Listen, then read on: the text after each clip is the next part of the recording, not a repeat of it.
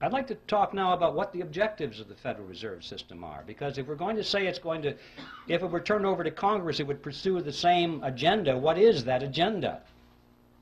Extremely important thing to focus on, because we're told that the purpose of the Fed is to stabilize the economy. And everybody kind of believes that. I mean, when Greenspan comes on and says, well, we're raising interest rates now, why? To stabilize the economy, right? To prevent inflation. In other words, to protect you folks. To protect you. And we buy it. Well, one of the most widely used textbooks in our schools right now, textbook on economics written by Paul Samuelson, explains it this way.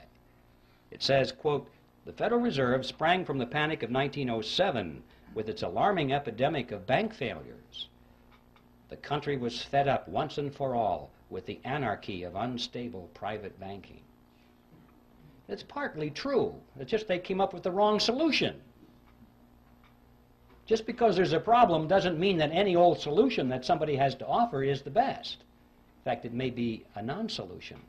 As we were talking about, just turning this system over to the government to run is a non-solution. Well, let's take a look at this. If the purpose of the Federal Reserve System is to stabilize the economy, let's give it a report card and see how well it's done. Since it was formed, it has presided over the crashes of 1921 and 1929, the Great Depression of 29 through 39, recessions in the years 53, 57, 69, 75, and 81, a stock market Black Monday in 87. We all know that corporate debt is soaring, personal debt is greater than ever before.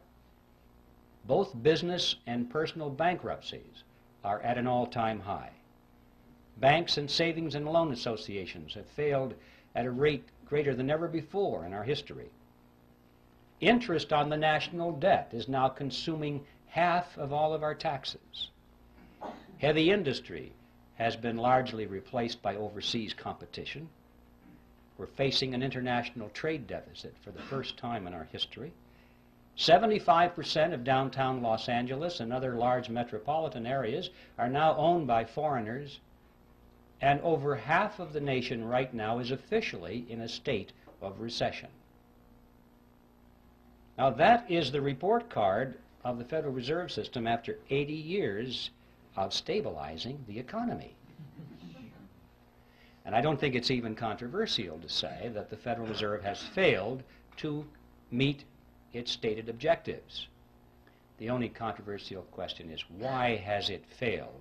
And my answer to that is because those have never been its true objectives at all. What are its true objectives? Well, what are the objectives of any cartel?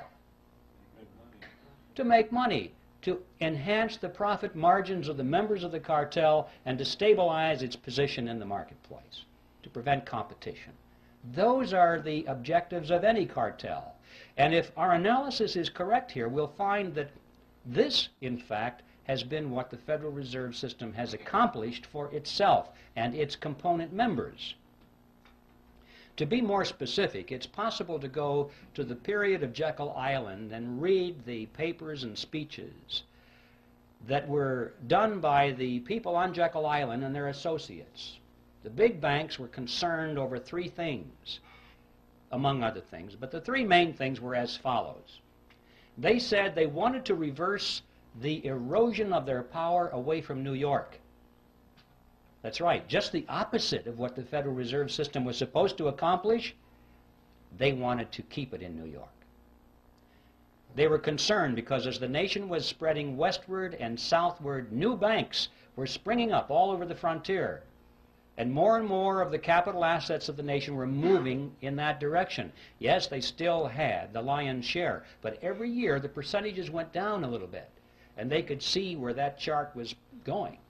And they said, we must put a stop to this now while we still have power.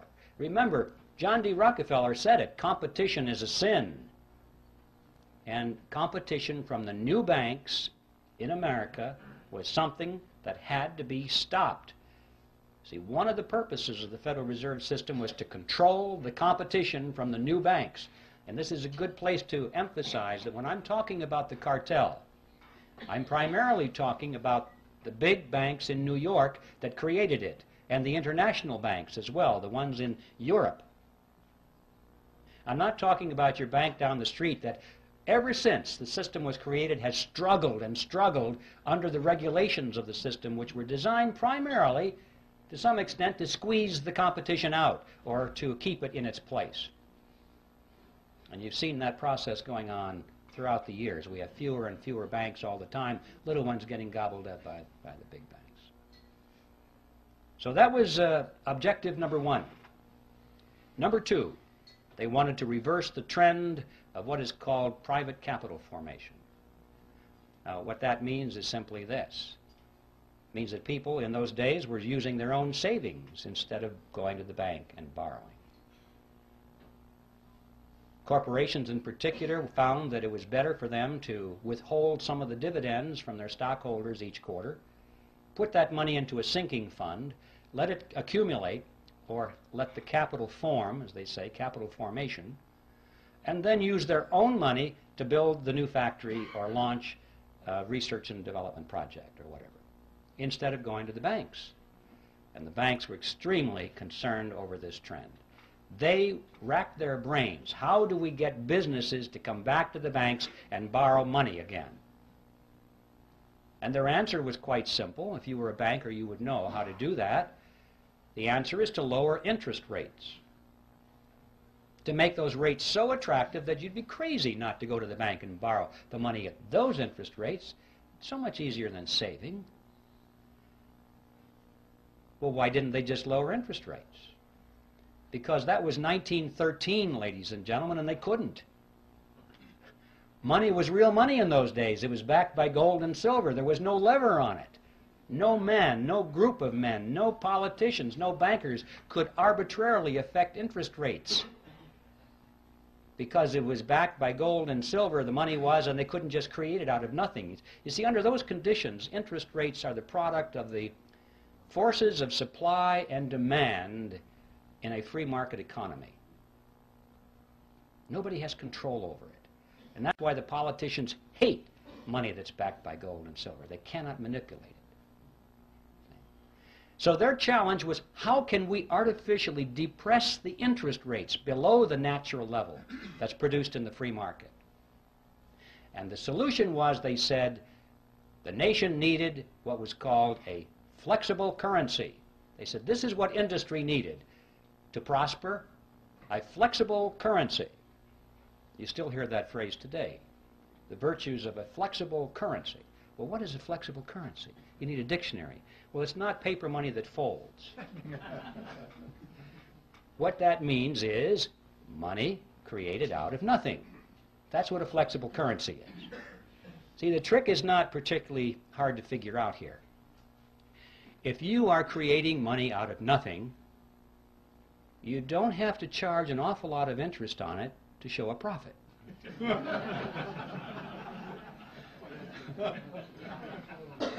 See, it's as simple as that. So, with a flexible currency, now they have a lever on it. And they can jack the interest rates down, down, down, so that it's attractive, and they're still making plenty of profit on it because it didn't cost them anything. And they have reversed the trend toward private capital formation. And the third objective that they spoke about in those days was how to pass on the inevitable losses within the banking system, to pass those losses on to the taxpayer in the name of protecting the people.